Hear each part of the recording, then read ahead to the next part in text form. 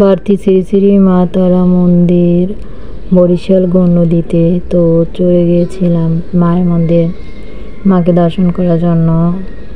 তো অনেক দিনেরই ইচ্ছে ছিল মায়ের মন্দিরে যাব, তো যাওয়া ছিল না, তো হুট করে যাওয়াটা হয়ে গেল। মন্দিরে গেলে এমনিতেই মন পবিত্র হয়ে যায়, ভালো লাগা কাজ করে। আর মা তারা তো সর্বমঙ্গল করে, আর মায়ের তো তুলনাই হয় না। মন্দিরটা আমি ঘুরে ঘুরে দেখাচ্ছি, দেখো মন্দিরের সৌন্দর্য কতটা সুন্দর। এমনিতে ছবিতে বা মোবাইলে বোঝা যায় না অতটা, বাট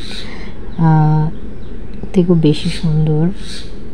যারা গিয়েছেন তারা অবশ্যই জানেন যে মন্দিরটা কত সুন্দর।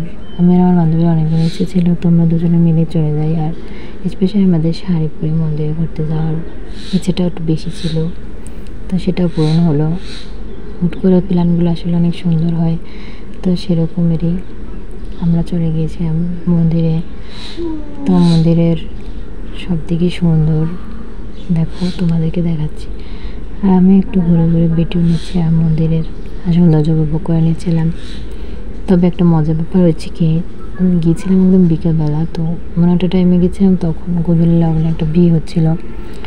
তো আমরা বিয়ে মিষ্টি খেয়েছিলাম, ওখানে অনেক লোক ছিল বিয়েতে, ওই পিছনে বিবাহ হচ্ছে। তো এরপরে দেখ তোমরা দুজনে কিছু ভিডিও করে নিই। মন্দিরটা পুরোটাই সৌন্দর্য বোঝায়। এই মন্দিরটা রাস্তা থেকে দেখা যায় যে কতটা সুন্দর এই মন্দির। দেখো তোমরা, মন্দিরটা আমি ঘুরিয়ে ঘুরিয়ে দেখাচ্ছি। অনেক সুন্দর একটা মন্দির, আর এর মধ্যে আসলে অবশ্যই আপনাদের ভালো লাগবে। তো আমাদের হঠাৎ করে দুজনের শখ হয়েছিল যে বাড়তি মন্দিরে শাড়ি পরে ছবি তুলব, তো সেই শখটা পূরণ করলাম আজকে আমরা। আর আনফর্চুনেটলি আমরা এসে দেখি যে এখানে একটা বিবাহ। তো মন্দিরের ভিতরটা এটা রোড লাইন ছিল, এখানে দূরে দূরে একটু ভিডিও করে নিচ্ছিলাম। তো এখানটা হচ্ছে গেট থেকে ওখান থেকে হাঁটতেছি, দেখো কত সুন্দর। কিন্তু ওই থেকে মানে সন্ধ্যা হয়ে গেছিলো দেখে একদম মানে লাইট পাওয়া যাচ্ছিল না, এই জন্য আমাকে বেশিটা ভালো লাগতেছিল না। তবে এমনিতে মন্দিরটা রাতের বেলাতে অনেক সুন্দর, লাইটিং আলো সব মিলিয়ে আমার দেখা বরিশালের একটা বেস্ট মন্দির যদি বলতে চাই তাহলে বাতিকে 1 নম্বর মন্দির বলতেই হবে। আর এখানে মা কালী তো অবশ্যই জাগ্রত, তো সবাই জানো। সব মিলিয়ে মন্দিরে আসবা, মন্দির ঘুরে ঘুরে দেখবা, তাহলে বলবা মন্দিরটা কত সুন্দর। মন্দিরটা আসলে বলে বোঝার মতো না, আসলেই বোঝা যাবে যে কত সুন্দর।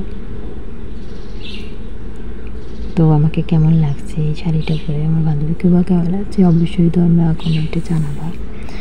তো আজ এ পর্যন্তই, টাটা। ও চলো মা কালীকে দর্শন করে সবাইকে, ঘন্টা বাজছে, মা কালীর কাছে আমি যাচ্ছি। তো মা কালী সবার মনের আশা পূর্ণ করুক, সবার কাছে থাকুক, এই কামনাই